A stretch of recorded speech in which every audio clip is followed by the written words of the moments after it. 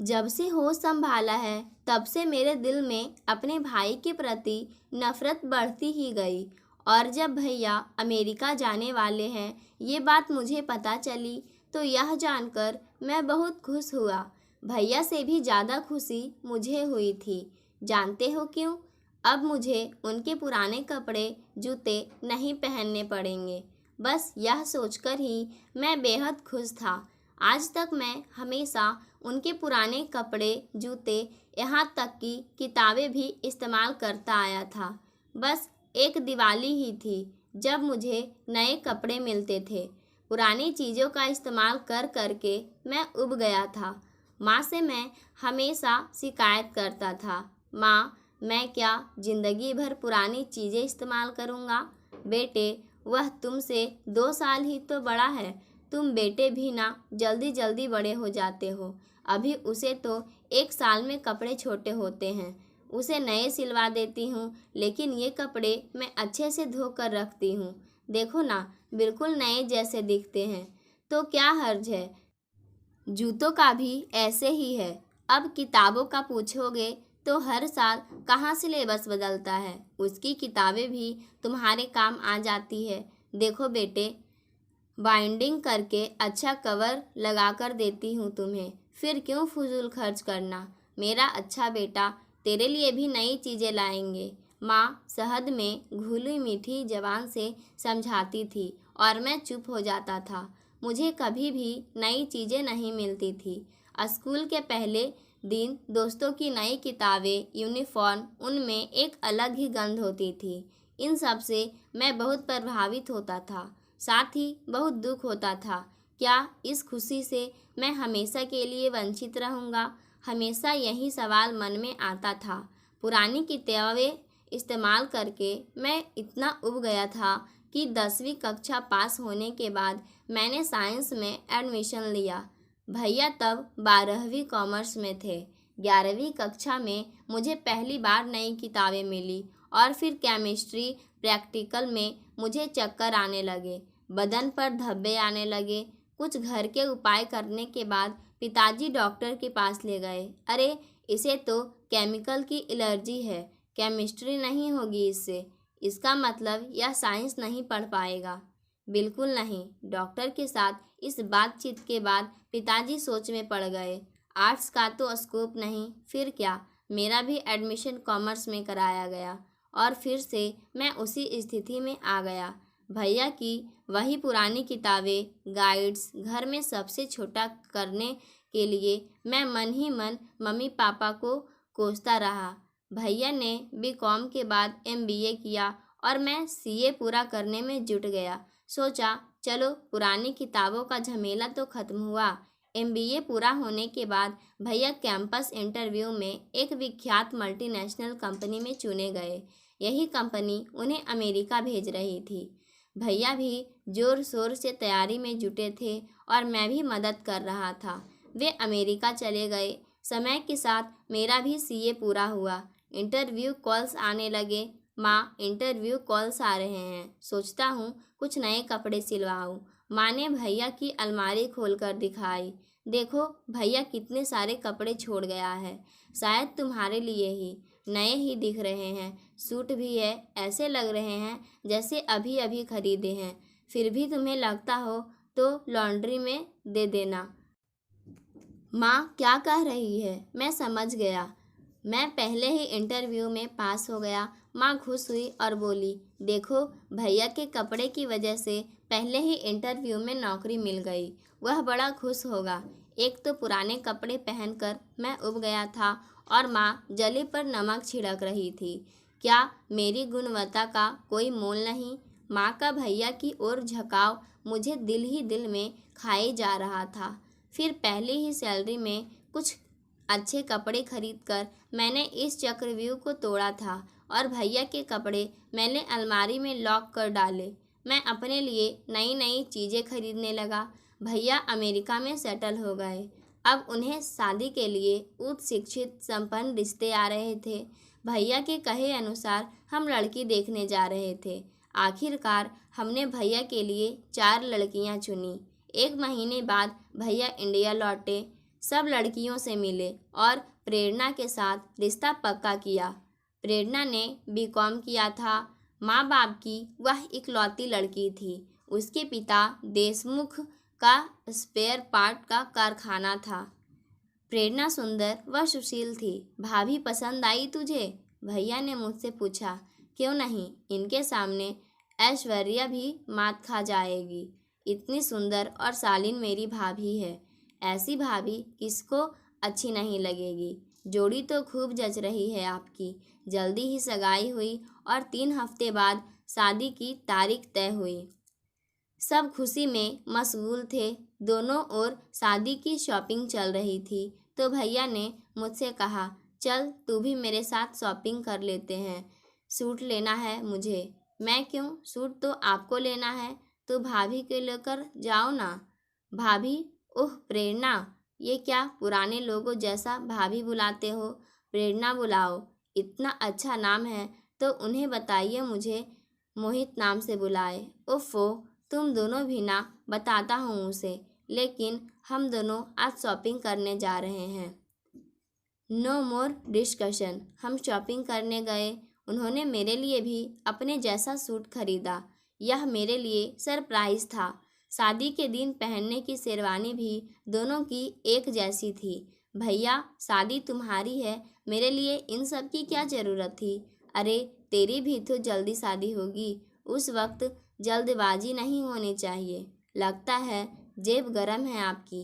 पूरी तैयारी के साथ आया हूँ। प्रेरणा के लिए अमेरिकन डायमंड का सेट भी लेकर आया हूँ। मम्मी डैडी को भी शॉपिंग करवाने वाला हूँ। मेरे पुराने कपड़े तुझे पहनने पड़ते थे। चल आज तुझे खुश कर देता हूँ। हमें कहाँ मालूम था कि यह खुशी 2 पल की ही है। भैया के लिए मेरे मन में कृतज्ञता थी। कितने बड़े दिल के हैं भैया। उन्हें पूरा सहकार्य देने का मैंने मन ही मन प्रण कर लिया। हम सब खुशी के 7वें आसमान पर थे तब नियति हम पर हंस रही थी। शादी का नज़ारा तो पूछो ही मत। प्रेरणा 16 श्रृंगार करके मंडप में आई थी। सबकी नज़रें उस पर ही टिकी थी। लड़की वालों ने शादी में किसी बात की कमी नहीं की। हम सब खुशी के लहर पर सवार थे। ऐसे में बुआ ने माँ को सलाह दी, भाभी बड़े बेटे के लिए सुशील बहू तो ले आई, अब मोहित के लिए भी अच्छी लड़की ले आओ। शादी की रस्में चल रही थी। बीच बीच में दोनों की कानाफूसी चल रही थी। प्रेरणा की मुस्कुराहट देखकर लग रहा था मानो दोनों मेड फॉर ईच अदर हैं।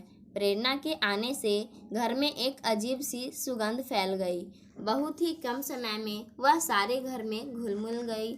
शादी के बाद सब रस्में पूरी कर नवविवाहित जोड़ा हनीमून के लिए बेंगलुरु रवाना हुआ। वे दोनों 1 हफ्ते बाद लौटने वाले थे। उसके 2 हफ्ते बाद वे अमेरिका जाने वाले थे। भैया ने ही यह सारा प्रोग्राम तय किया था। देखो ना, कितनी जल्दी दिल जीत लिया। 8 दिनों के लिए गई तो घर सुना सुना लग रहा है। हमेशा के लिए गई तो क्या हाल होगा। माँ ने फ़ोन पर भैया को कहा, मगर माँ, हम दोनों घर तो नहीं रख सकते हैं ना। भैया बोले। उसके बाद 2 दिन दोनों लगातार फ़ोन पर संपर्क में थे। लेकिन फिर वह काला दिन आया। छुट्टी का दिन था, इसलिए मैं घर पर ही था।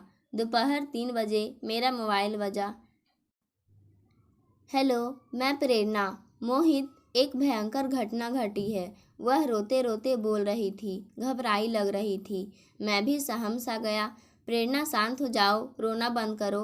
क्या हुआ, ठीक से बताओ। भैया कैसे हैं? आप कहाँ से बोल रही हो? भैया नहीं है। वो सिसक सिसक कर रोने लगी।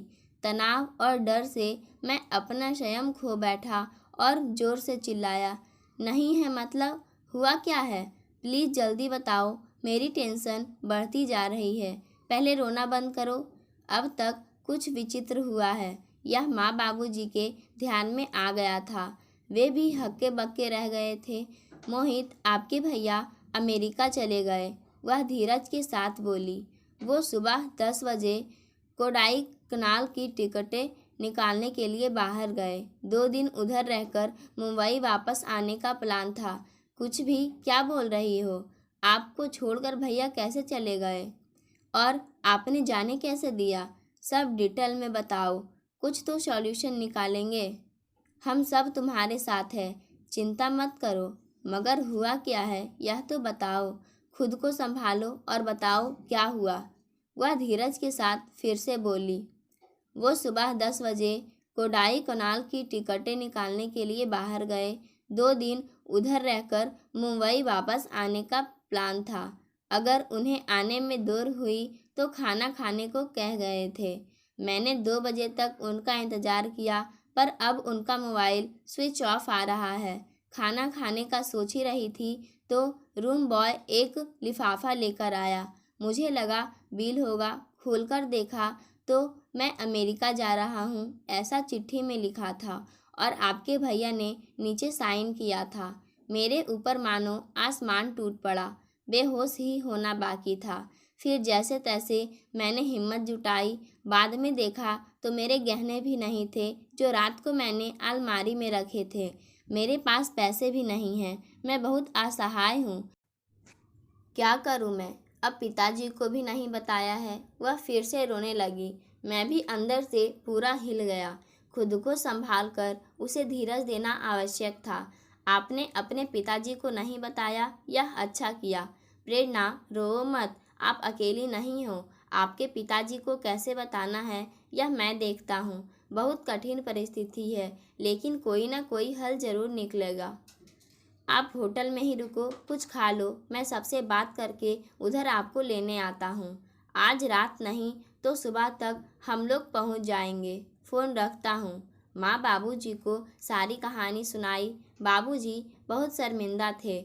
माँ तो फूट फूट कर रोने लगी। माँ, बाबूजी, प्रेरणा के पिता को कुछ नहीं मालूम है। उन्हें बताना चाहिए। मैं खुद जाकर बताता हूँ। मैं भी आता हूँ। नहीं बाबूजी, माँ अभी आने की स्थिति में नहीं है। उन्हें अकेला भी छोड़ना ठीक नहीं। मैं अकेले ही हो आता हूँ। कठिन लग रहा है, लेकिन यह घड़ी मुझे ही संभालनी होगी। मैं दबे पाँव भाभी के घर गया। आओ बेटा, और आपके भैया कब आ रहे हैं? मैंने कहा नहीं, मैं किसी और काम से आपके यहाँ आया हूँ। हाँ हाँ बोलो, कुछ प्रॉब्लम है क्या? हाँ हाँ, बहुत कठिन समस्या है। भैया अमेरिका चले गए। क्या? लेकिन कल रात ही तो प्रेरणा का फ़ोन आया था। उसने तो कुछ नहीं कहा। यूँ अचानक कैसे तय किया? नहीं, वे अकेले ही चले गए। और प्रेरणा? बोलते बोलते वे रुक गए। फिर मैंने उन्हें सारी हकीकत बयान की। वे क्रोध से लाल हो गए। क्रोध से उनका शरीर काँप रहा था। उन्हें भी मैंने गहनों के बारे में कुछ नहीं बताया। हरामखोर, मेरी इकलौती बेटी की ज़िंदगी बर्बाद कर दी। सामने होता तो गोली से उड़ा देता। मैं छोड़ दूंगा नहीं उसे। उनको संभालने के लिए प्रेरणा की माँ आगे आई। आप शांत हो जाइए, यह लीजिए पानी पीजिए। संकट की घड़ी है, हमें पहले प्रेरणा को संभालना चाहिए। यह कैसा पहाड़ टूट पड़ा मेरी बेटी पर। है कहाँ है वह? वे बेंगलुरु में होटल में हैं। मैं उन्हें लेने जा रहा हूँ। नहीं, हम दोनों उसे लेकर आते हैं। प्रेरणा से एक बार बात कर लेते हैं। मैंने प्रेरणा के मोबाइल पर फ़ोन लगाया। मैं मोहित बोल रहा हूँ, आपके घर से। आप कैसी हो? लो बात करो अपनी मम्मी पापा से। प्रेरणा, रो मत, धीरज रख। देख, मैं उसके साथ ऐसा खेल खेलूँगा कि उसे फूट फूट कर रोना पड़ेगा। हम दोनों आ रहे हैं तुझे लेने। आखिरी फ्लैट से निकलते हैं। तब तक खुद का ध्यान रख। प्रेरणा के पिताजी बोले। क्रोध की जगह करुणा ने ले ली। प्रेरणा की आंखों से आंसू छलक रहे थे। प्रेरणा की माँ भी व्याकुल थी, लेकिन झटमुट को धीरज दे रही थी। मेरी माँ ने बिस्तर पकड़ लिया था। उनके आंसू थम नहीं रहे थे। सबको इतने बड़े दुख में धकेलने वाली निर्दयी भैया से मुझे घृणा आने लगी। प्रेरणा के अपने घर आने पर हम वहाँ पहुँचे। प्रेरणा, यह क्या हुआ बेटा? यह बोलकर माँ बेहोश हो गई। बाबूजी शर्मिंदा होकर उसके सामने हाथ जोड़ रहे थे। हम आपके कसूरवार हैं। ऐसा कुलक्षणी बेटा जना, मुझे शर्म आती है। प्रेरणा के पापा अब तक शांत हो गए थे। प्रेरणा की माँ और प्रेरणा मेरी माँ को समझ रहे थे। हम सबको यह दुख भोगना था शायद, लेकिन आप खुद को कसूरवार ना समझे। मैं उसे पाताल से भी ढूंढ कर लाऊंगा और सजा दूंगा। मोहित, उसे अमेरिका में संपर्क करने का कोई रास्ता है क्या? हाँ पापा, भैया का ऑफिस का नंबर तो नहीं है, पर जहाँ रहता है वहाँ का नंबर ट्रेस करता हूँ। फ़ोन लगाया था तो पता चला भैया 3 महीने पहले ही अपार्टमेंट छोड़ चुके थे। हरामखोर पहले से ही प्लान कर चुका था। उसने मेरी बेटी की ज़िंदगी बर्बाद कर दी। नया बिजनेस शुरू करने के बहाने मेरे पास से 5 लाख रुपये ले गया था। हाँ, मुझे भी यही कारण बताकर पैसे मांगे। मैंने पीएफ से 2 लाख रुपये निकाल कर दिए। प्रेरणा के गहने भी गायब हुए हैं, मैंने बताया। नीच अमानुष, अब मैं यह हकीकत अखबार में छपवाने वाला हूँ। अमेरिका में मेरे कुछ रिश्तेदार हैं, उनको भी खबर दूंगा। सब जगह उसकी बदनामी करूँगा। अब बदनामी होगी, इस कारण बाबूजी डर गए। देखिए, हमारे बेटे से अक्षम्य अपराध हुआ है, लेकिन जरा धीरज से काम लीजिए। ऐसी घड़ी में सोच विचार करके निर्णय लीजिए। आप देख ही रहे तो हालात कितने नाजुक हैं, और प्रेरणा के भविष्य की दृष्टि से भी सोचना चाहिए। बस 1 हफ्ते का समय दीजिए हमें, देखते हैं कुछ हल निकलता है क्या। नहीं तो मानहानि सहने के सिवा और कोई चारा नहीं। वे 1 हफ्ता रुकने को राजी हो गए। बड़ी कृपा हुई थी हम पर। गए हफ्ते खुशी की तरंगों पर तैरने वाले हम आज दुख के सागर में डूब चुके थे, केवल भैया की इस घिनौनी हरकत की वजह से। फूल जैसी प्रेरणा मुरझाकर सांवली पड़ गई थी। उसने मुझे ना बोलने का प्रण लिया था। हम दोनों सहारा बने, इसलिए माँ थोड़ी संभल गई, वरना उनके लिए सदमा असहनीय था।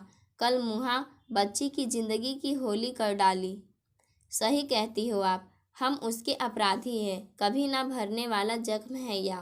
प्रेरणा माँ से मिलकर गई। आश्चर्य यह था कि दोनों संयम से काम ले रही थी। एक दिन मैं ऑफिस से आया तो माँ बाबूजी अभी अभी प्रेरणा के घर से लौटे थे। बाबूजी, उन्होंने बुलाया था क्या? नहीं, ऐसे ही मिलकर आए। काफ़ी दिन हुए मिले नहीं थे। प्रेरणा को भी देखने का दिल कर रहा था। सब कुछ ठीक है ना? हाँ, ठीक ही कहना चाहिए, लेकिन भविष्य के बारे में सोचना ज़रूरी है। मोहित, अभी अभी आए हो ना? हाथ पांव धो आओ, मैं चाय बनाती हूँ, कुछ खा भी लो। मुझे माँ का यह बर्ताव अजीब लगा। चाय नाश्ता हो गया। हम तीनों वहीं बैठे बातें कर रहे थे। माँ मुझसे कुछ कहना चाहती थी, ऐसा मैं महसूस कर रहा था। वे बहुत टेंशन में लग रही थी। माँ, क्या हुआ? कुछ कहना है क्या? टेंशन में लग रही हो? बताओ अभी, क्यों टेंशन बढ़ा रही हो? मोहित, देखो, हमें ऐसा लगता है इसलिए सुझाव दे रही हूँ, लेकिन सोच कर ही बताना। क्या सोचना है? क्या सुझाव दे रही हो? और ऐसे हकलाकर क्यों बोल रही हो? आखिरकार बाबूजी ने बड़ी हिम्मत कर बोल ही दिया। मोहित, हमें लगता है कि तुम प्रेरणा को पत्नी के रूप में स्वीकार करो। ऐसा लग रहा था मानो सारे बदन में बिजली दौड़ रही है। मैं जोर से चिल्लाया, यह कैसे हो सकता है? भाभी और पत्नी? नहीं, मैं सोच भी नहीं सकता। आप मुझे ऐसा सुझाव कैसे दे सकते हो? मोहित बेटे, यह कहते हुए हमें भी अच्छा नहीं लग रहा। हम जानते हैं कि तुम्हारे भी अपने वैवाहिक जीवन के कुछ सपने होंगे। तुम अच्छे पढ़े लिखे हो, अच्छी तनख्वाह मिलती है तुम्हें अच्छी लड़की मिल सकती है, लेकिन हमें प्रेरणा के बारे में भी तो सोचना चाहिए। उसकी कोई गलती ना होते हुए भी उसकी ज़िंदगी यूँ बर्बाद हो गई, और हमें यह देखना पड़ रहा है। अनजाने में हम ही इसके जिम्मेदार हैं ना। माँ फिर से सिसक सिसक कर रोने लगी। माँ, मुझे सोचने के लिए वक्त चाहिए। यही बोलने के लिए आप उनके यहाँ से होकर आए? क्या कहा उन्होंने? हमने बात की उनसे, कुछ कहा नहीं उन्होंने। उन्हें भी वक्त चाहिए, फ़ोन करेंगे वे। तुम्हारा कहना क्या है, यह पूछने को कहा है। मेरे पांव तले जमीन खिसक रही थी। जेहन ने काम करना बंद कर दिया था। मैं ज़रा घूम कर आता हूँ इस वक्त। मैं दूर बगीचे तक घूम कर आया, तब कहीं थोड़ा सुकून महसूस हुआ। मेरे लौटने तक माँ बाबूजी चिंता कर रहे थे। खाना गले के नीचे नहीं उतर रहा था। उठकर बिस्तर पर लेटा। नींद आने का सवाल ही नहीं था। मेरी वैवाहिक जिंदगी शुरू होते ही खत्म होने वाली थी। भैया के पुराने कपड़े, किताबें इस्तेमाल करने वाला मैं अब उनकी त्यागी पत्नी नहीं, यह नहीं हो सकता। इस प्रस्ताव को नकारना चाहिए। मैं बहुत बेचैन था, लेकिन आंखों के सामने आंसू निगलती माँ, शर्मिंदा बाबूजी, क्रोधित प्रेरणा के पिता, उनको संभालने की कोशिश करती हुई प्रेरणा की माँ और जिंदगी के वीरान रेगिस्तान की बालू की तरह शुष्क रही प्रेरणा दिखने लगी।